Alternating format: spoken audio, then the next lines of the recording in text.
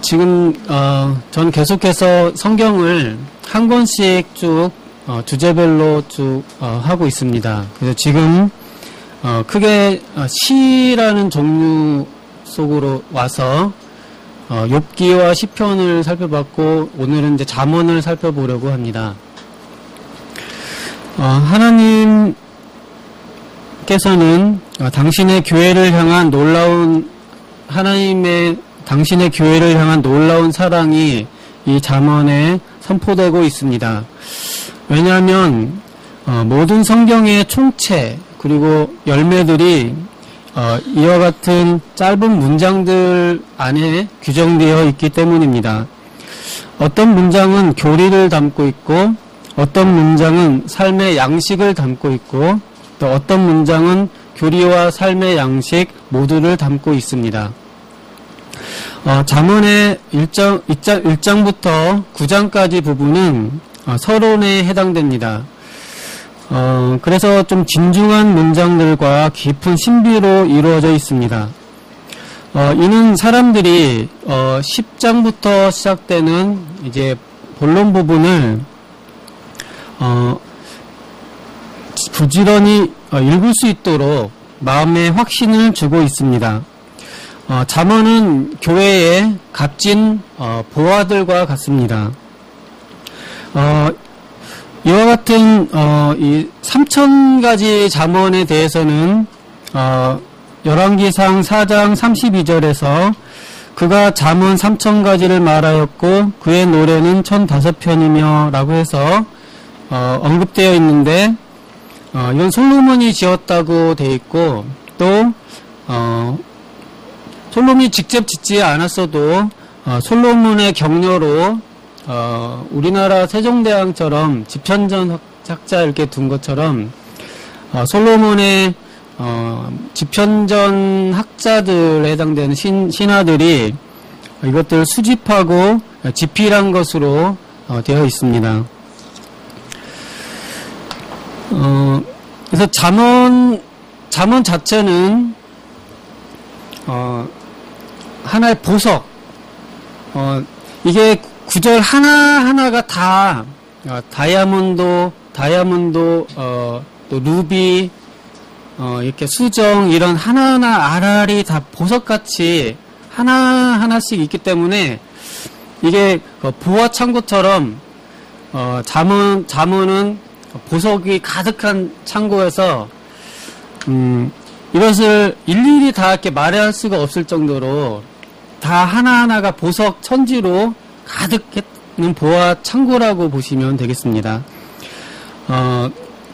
그래서 그냥 딱 하나하나씩만 깊이 묵상하셔도 보석 하나를 감상하는 느낌이 들 수도 있는데, 전체 구조도 있긴 있습니다. 그래서 1장부터 9장까지는 서론 부분, 그리고 10장부터 뒷부분은 쭉 본론 부분으로 큰 흐름이 있고, 이 구절들도 하나씩만으로도 독립적인 의미가 있지만 전체적인 구성도 찾아보실 수는 있습니다. 그래도 잠언을 전체 문장 구성 찾기가 너무 어려우시면 그냥 한 구절 한 구절을 독립적으로 조그만한 작은 알갱이 보석들처럼 생각하시고 하나씩 생각하셔도 괜찮은 것 같습니다.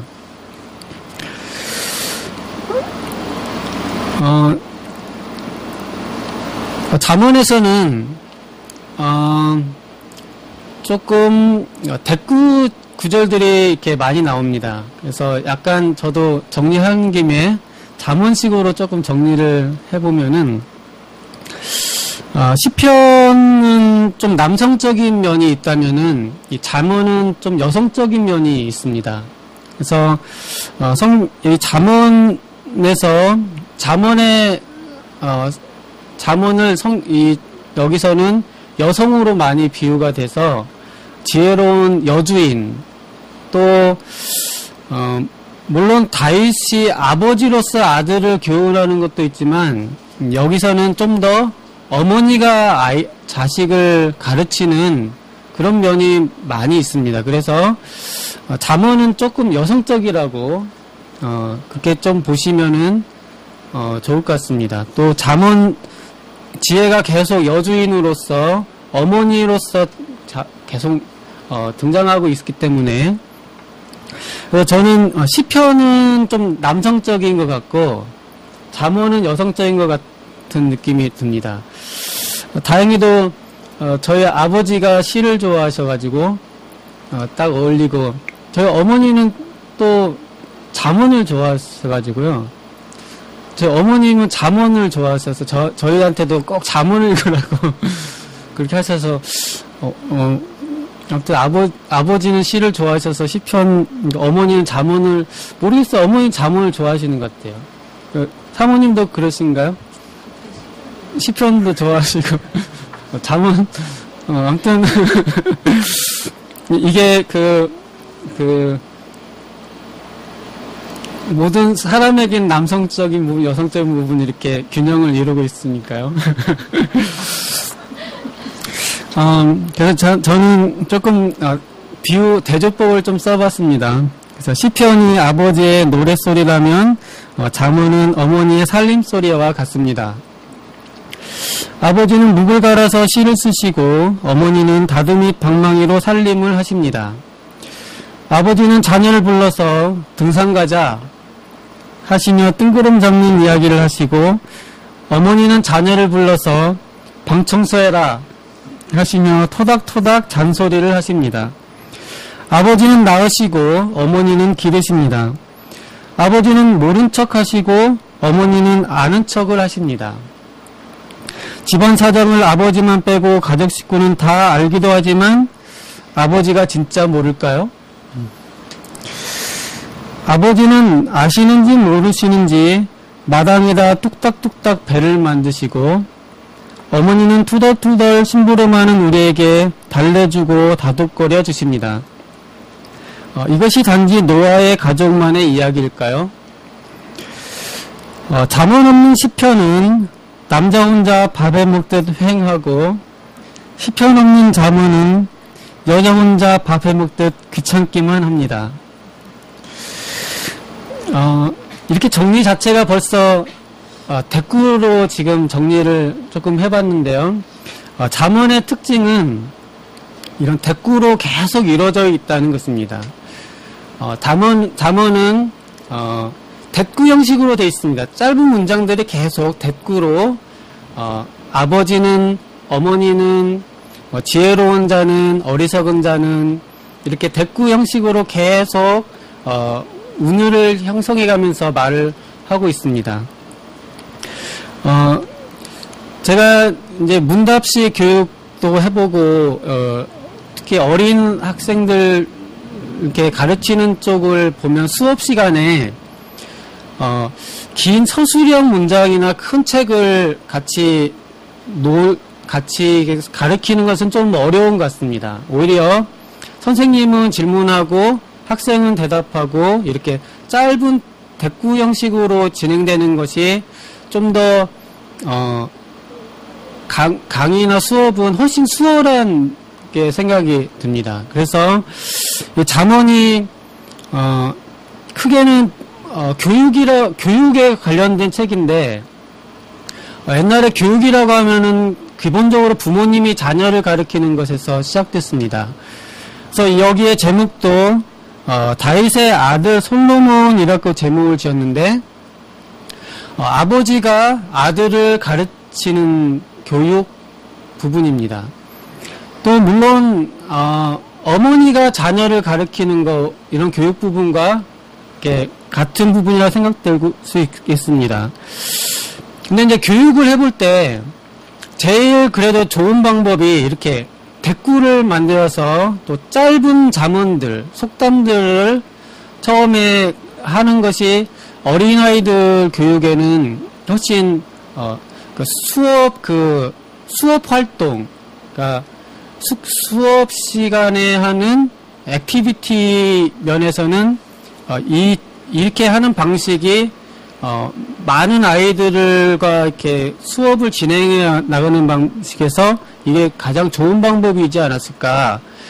그래서 저희가 교리 문답서들이 처음에 주일학교에서 발전할 때, 이런 묻고 답하는 방식으로 발전해 나가는 거가 어린아이들하고 이렇게 교육할 때는 이런 문답식, 묻고 답하고 대꾸 짧게, 길게보다는 짧게 해나가는 것이 좋은 방법이어서 그런 것 같습니다.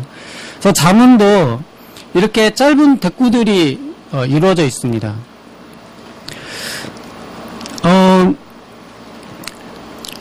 이 짧은 대꾸 속에서 과연 지혜라는 게 무엇일까라고 하는 아주 기본적인 대답을 알 수 있습니다.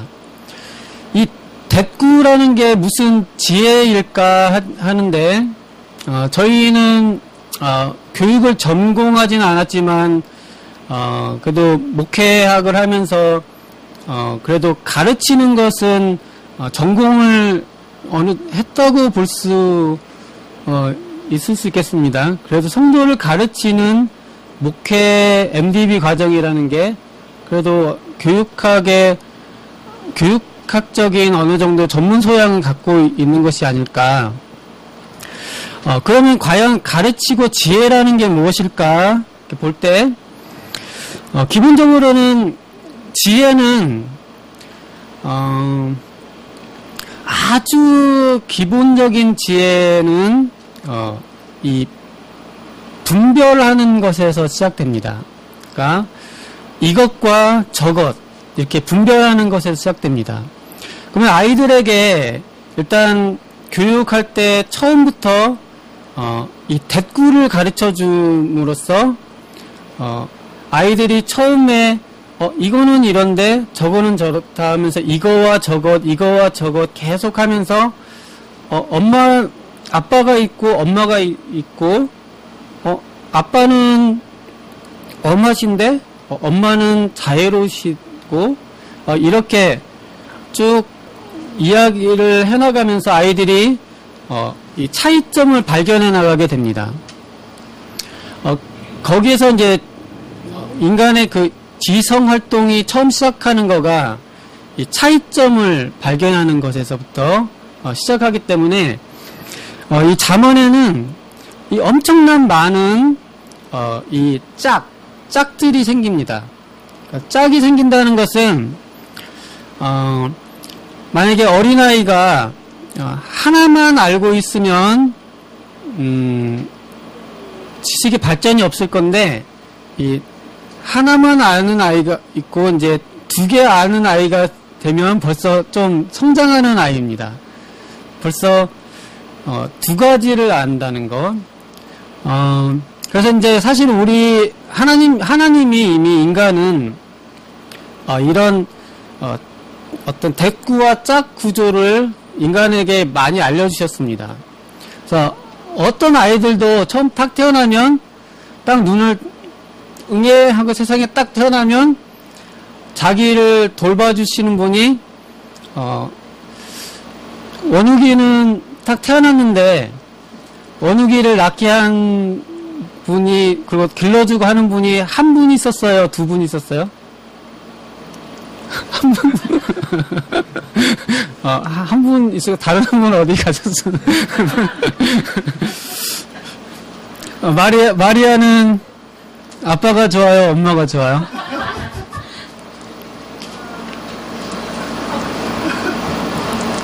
네. 이제 여기서부터 이제 머리를 쓰기 시작하죠. 아이들한테 아빠가 좋니? 엄마가 좋니? 하는 순간부터 이제 교육이 시작되는 겁니다. 아이들은 이제 고민을 하고 이제 지혜가 생기죠. 엄마가 좋다고 했더니 아빠가 싫어하는 것 같고, 아빠가 좋다고 했더니 엄마가 싫어하는 것 같고 하면서 얘가 이제 고민을 하기 시작하면서 어떻게 대답해야 가장 지혜로울까?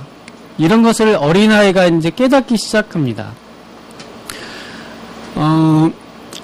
이런 아주 단순한 대비를 통해서 사람들은 사실은 지혜가 개발되고 발전을 하게 되는데 잠언에서는 이런 대꾸 구조를 많이 사용함으로써 이게 지혜의 모습들을 보여주고 있습니다. 우리가 여호와를 경외한다 이렇게 말할 때도 이거는 좀 어른이 되고 성숙해서 그런 것도 보이지만 적어도 보이는 세계와 보이지 않는 세계 정도만 착 깨달아도 이제 벌써 한창 크게 좀 성숙한 것입니다. 이 세상이 이 돌과 나무 이런 것 말고도 보이지 않는 분이 있을 수 있겠구나. 그런 것만 생각해도 벌써 많이 자라난 것입니다.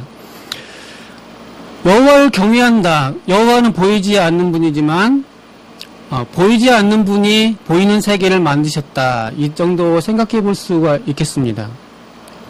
여호와를 경외하는 것이 지혜의 근본이다. 이렇게 말했습니다. 그리고 이제 좀 더 구체적으로 이제 들어가면은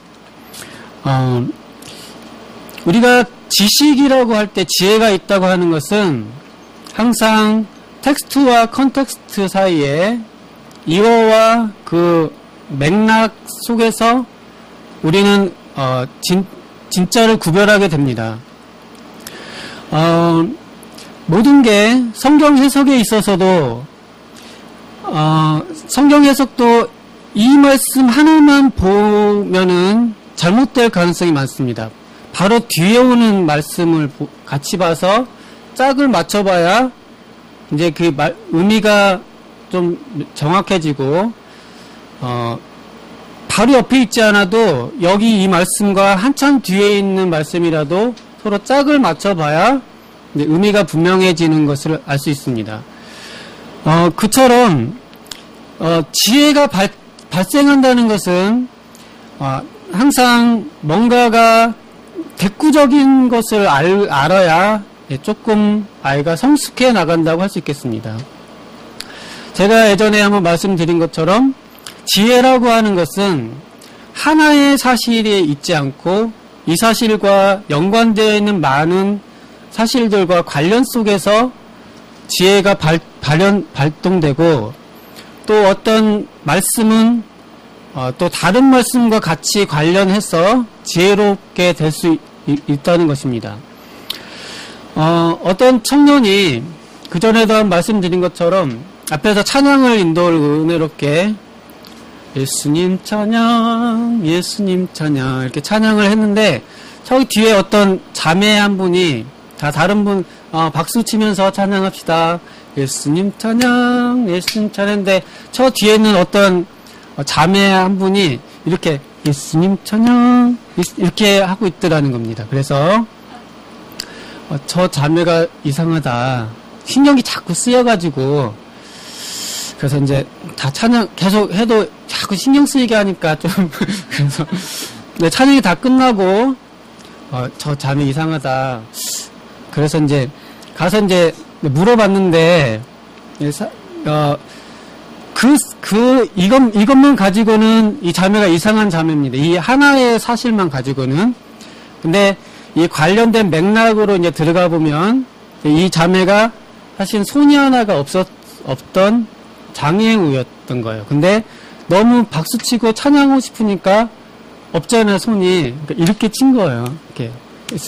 그러니까 그렇게 하니까 이 자매가 이상한 자매가 아니고 우리에게 감동을 주는 너무 아름다운 자매인 것입니다. 그래서 저도 이야기 처음 들었을 때 저 감동이 너무 돼서 참 감동이 됐던 것 같은데 이처럼 지혜라고 하는 것은 하나의 사실과 다른 사실이 서로 관련 속에서 그것이 진짜인지 아닌지 알 수가 있고 그걸 판단할 때도 이런 맥락을 잘 살펴봐야 된다는 것입니다.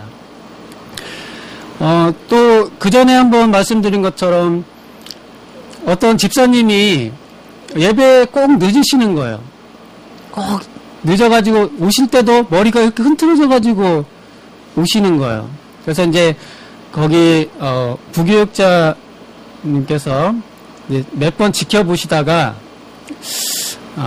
그래도 예배는 오시니까 했는데 그래도 안 되겠다 싶어서 이제 집사님 정형이 불러서 교회 예배 드릴 때는 딱 정장하시고 다 화장도 잘하고 오셔야 됩니다. 이렇게 말했는데 알고 보니까 이 집사님이 집에 핍박하는 남편이 있어가지고 남편이 고의적으로 예배 가기 전에 계속 못 가게 붙들고 심지어 막 실랑이까지 해서 막 머리도 쥐어뜯고 근데 이분이 그래도 교회는 가야하기 때문에 뿌리치고 그래서 교회에 와서 간신히 교회에 도착하는 겁니다.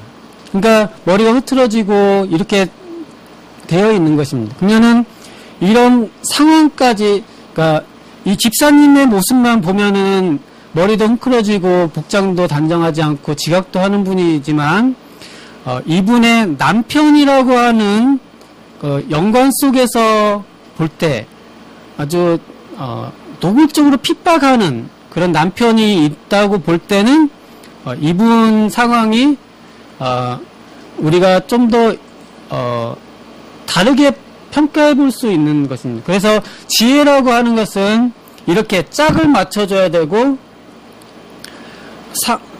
이 맥락, 흔히 말하는 컨텍스트를 다 봐줘야 된다.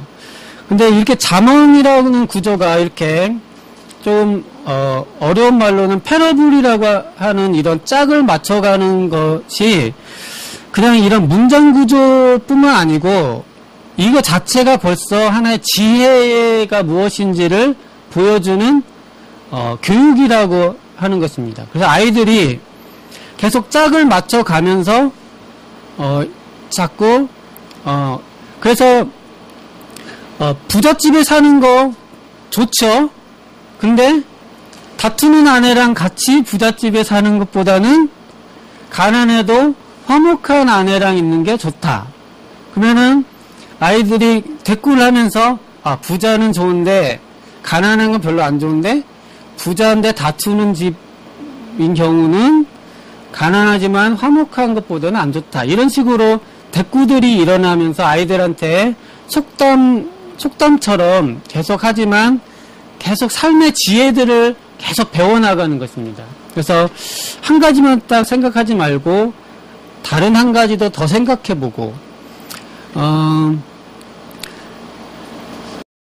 그래서 사실 어리석은 사람은 또 한 사람 말만 듣는 사람은 어리석은 사람.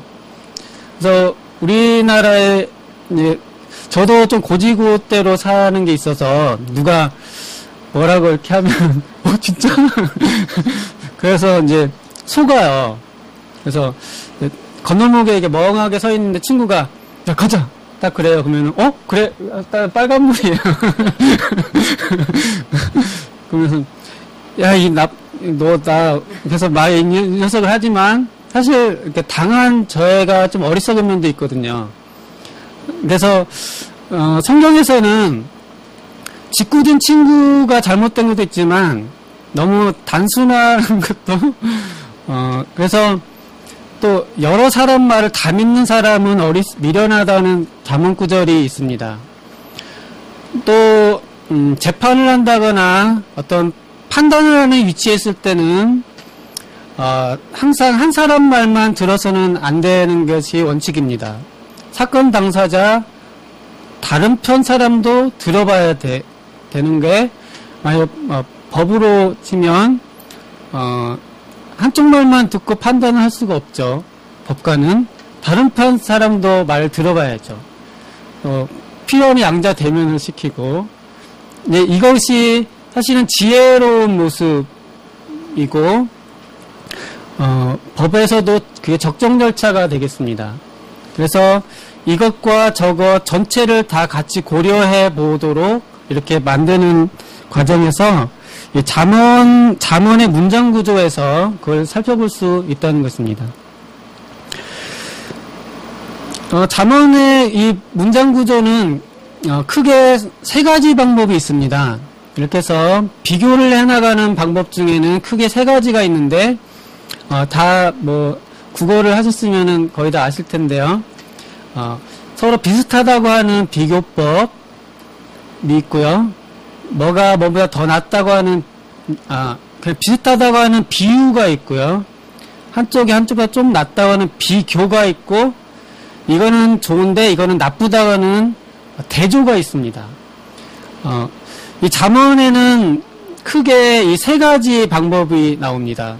비유와 지혜로운 여인은 보석과 같다. 이러면 이제 비유가 되겠죠. 당신은 한 송이 장미와 같소. 이렇게 하면은 이제 비유가 되겠죠. 그다음에 이제 이것도 이제 지혜입니다. 지혜 속에 들어있는 거가 사물을 비유할 수 있으면은 이제 조금 머리가 조금 더 발전한 겁니다. 그래서 이거는 이거랑 비슷해, 같아 이렇게 말하는 것만 해도 그리고 아침에 떡 3개 주고 저녁에 떡 2개 주는 게 좋니? 그러면 아침에 떡 2개 주고 저녁에 떡 3개 주는 게 좋니? 하면은 이제 생각을 하겠죠. 네, 결국은 전체는 비슷한 거죠.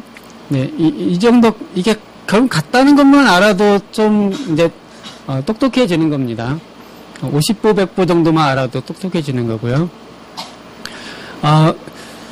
이렇게 비교만 할 줄 알아도 지식이 훨씬 발전합니다. 그 다음에 이제 비교가 있습니다. 비교는 이것보다는 이게 좋다 해서 당신이 다른 여인보다 아름답소 이렇게 비교를 하고 당신은 첫 꽃보다 아름답소 이렇게 비교가 되죠. 이렇게 비교를 통해서 어떤 의미를 전달해 줍니다. 또 지혜로운 것이 어리석은 것보다는 낫다 이렇게 말을 한다거나 뭐가 뭐보다 더 낫다 이렇게 이 성전에서 가난한 문지기로 있는 것이 저기 큰 대궐에서 있는 것보다 더 낫다 이런 식으로 말을 해볼 수가 있고 그 다음에는 이제 대조법이 있습니다. 대조법은 이건 좋고 이것은 나쁘다는 건데요. 대조법을 잘 써야 되는 부분은 특히 이제 연애하실 때는 대조법을 잘 쓰시면 좋습니다. 이 잠언에서는 특별하게 대조적 평형법이라서 대조적 대꾸가 훨씬 많이 등장합니다. 대조적 대꾸를 하는 이유는 그걸 통해서 의미를 훨씬 더 부각시켜주기 때문에 대조적 대꾸를 합니다.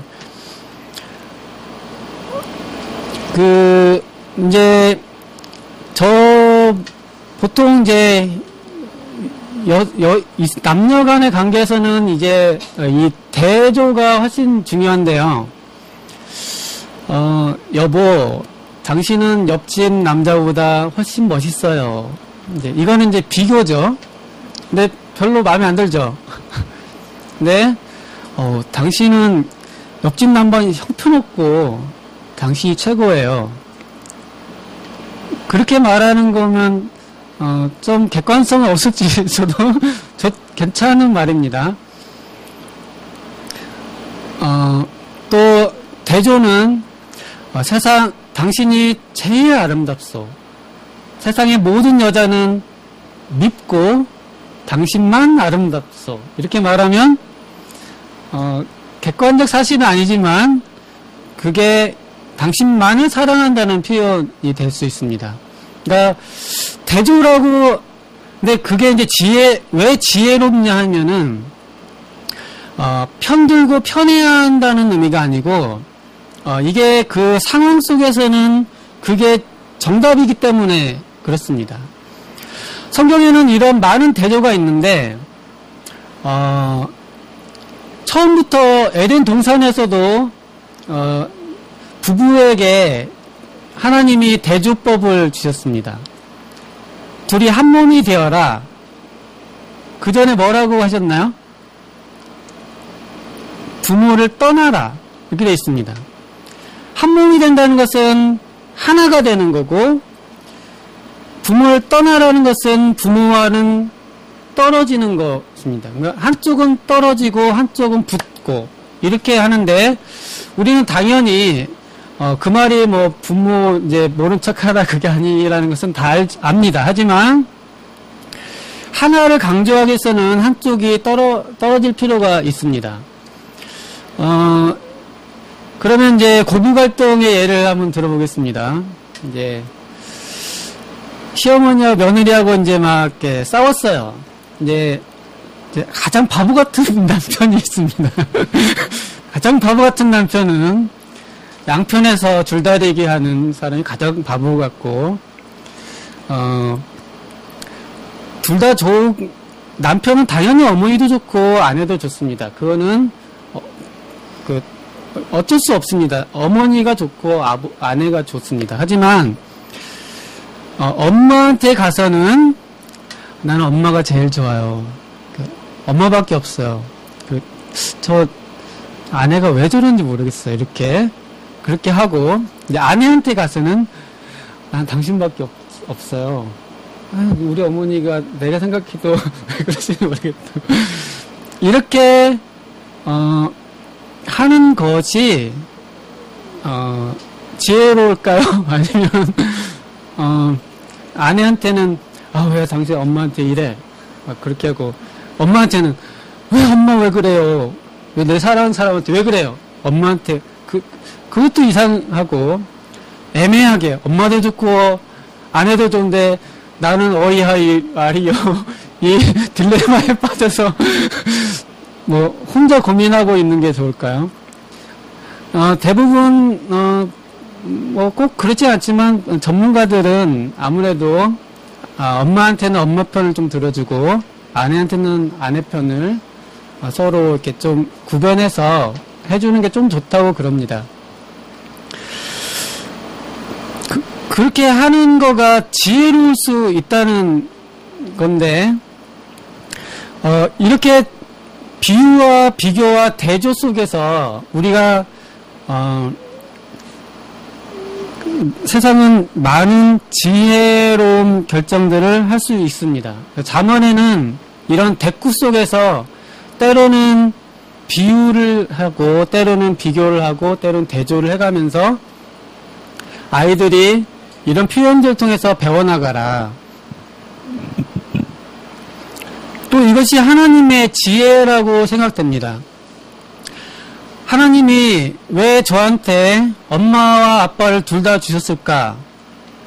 그냥 한 분만 있었으면 편한데 왜 엄마 아빠 누가 더 좋지 고민하게 만들어야 되는가?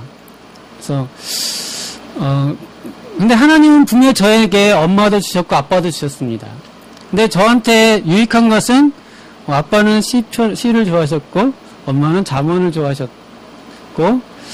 아빠는 절 한없이 믿어주셨고 어머니는 절 이렇게 챙겨주셨고 이런 거에서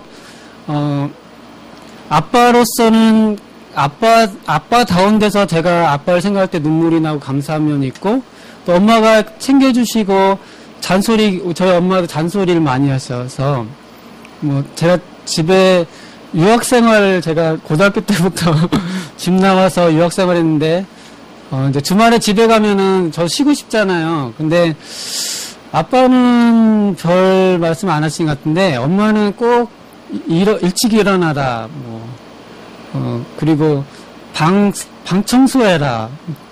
집에 가면 꼭 청소를 시키셨어요, 저를. 마당에 풀 뽑아라. 엄마가 꼭 시키셨거든요. 그래서, 왜, 근데 이제, 근데 엄마는 그렇게 하시면서 또, 저희 엄마가 되게 살림꾼이세요. 그래서, 저희 아버지는 조금, 이렇게, 뜬구름 잡으시고, 이렇게, 그렇게 하셨고, 어머님이, 살림을 잘 하셨는데, 그렇다고 해서 제가, 그래서 어머니는 이코노믹 하셔가지고 아주, 좋으신 어머님이시고, 아버지는 또 로맨틱 하셔서 저한테 좋으신 분이시고, 그렇게 함으로써 결국은, 좀 더 저한테는 많은 추억과 감동과 유익함이 있다는 생각이 듭니다. 하나님께서 이 세상을 창조하시고 낮과 밤을 나누시고 여자와 남자를 나누시고 또 어른과 아이를 나누시고 부모 자녀를 이렇게 여러 가지 이 짝들을 많이 만들어 주셨습니다. 근데 어떤 분들은 그거를 그것이 모든 일만하게 근원인 것처럼 생각하는 분들이 있어서 왜 남자와 여자를 두셔가지고 그래서 막 페미니즘도 막 나오고 근본적으로 왜 남자와 여자 영원히 어떻게 해결될 수 없는 두 짝을 두셨나 그렇게 생각하는 분들이 있습니다. 그거는 해결될 수 없습니다. 남자와 여자가 없어져서 그건 인간 하나 그렇게 할 수가 없고 남자가 여자 될 수도 없고 여자가 남자 될 수도 없고 이 차이를 하나님이 할 수 없는 짝을 두셨습니다. 또 남편과 아내를 두셨습니다. 또 어른과 아이도 자녀 어른 그러니까 형과 아우도 두셨습니다. 이 차이점 속에서 과연 하나님은 무슨 이 섭리의 지혜를 발휘하셨고 우리 인간을 유익하게 양육하기를 원하셨을까? 근데 하나님은 분명히 차이를 주셨습니다. 동양에서는 사람과 사람 아닌 걸 구분을 어떻게 하냐면은 원후기는 동양 뭐 송학이라든지 이렇게 삼강오륜 이렇게 공부하면 사람이 딱 태어나면은 그냥 막 살다가 이제 그걸 딱 듣는 거예요. 딱 들으면 이제 언제부터 얘가 사람이다. 아직 아니다. 구분이 언제부터 되는 것 같아요? 유교 쪽에서 동양에서는 네. 동양에서는 위아래 구분을 할 때부터 사람이라고 위아래 구분을 할 때부터 사람이라고 한다고 합니다. 윗사람 아랫사람 구분을 이제 할 때 동양 그 유교 속에서는 어른 알아보고 또 밑사람 이렇게 구별을 할 때부터 얘가 이제 사람 됐다고 그럽니다. 위아래 올라보는 위아래로 올라보는 녀석이 이제 교육 대상이고요. 위아래만 알아보면 이제 사람이 된 것인데, 그럼 우리는 이런 동양 교육에 왜 위아래를 두셨을까? 그 장유유서를 왜 두셔가지고 삼강오륜을 왜 만드셔서 왜 부모 자녀를 두시고 남녀를 유별하게 하시고 장유유서를 두시고 왜 그렇게 하셨을까? 밑에 있는 사람은 한없이 불편하고 위에 있는 사람은 한없이 그냥 자유로운가? 그렇지는 않습니다. 성경에서는 이걸 통해서 결국은 하나님이 이 세상을 지혜롭게 운영해 나가시는 것을 말씀하고 있습니다. 어떤 점에서 그러냐면 아까 엄마 아빠를 말한 것처럼 아버지는 엄하시고 어머니는 자애로우시고 이게 자녀에게 큰 기쁨이 되는 것처럼 이런 차이를 통해서 하나님은 세상을 지혜롭게 이런 아이들이 없으면 세상은 너무 삭막하지 않겠습니까? 어른들만 있으면 맨날 싸울 것 같은데 애들이 막 하하하 깔깔깔깔 하니까 좀 이렇게 평화로워지고 남자만 있으면 세상이 어떻겠습니까? 남자만 있으면 여자가 있으니까 좀 이렇게 많은 스토리와 아름다운 히스토리가 펼쳐지지 않겠습니까? 여자만 있어도 좀 히스토리가 안 나오겠죠? 남자 여자가 이렇게 있고 어른 아이가 있고 이렇게 있으면서 이렇게 큰 아름다운 역사가 펼쳐지고 감동도 깊은 감동이 있고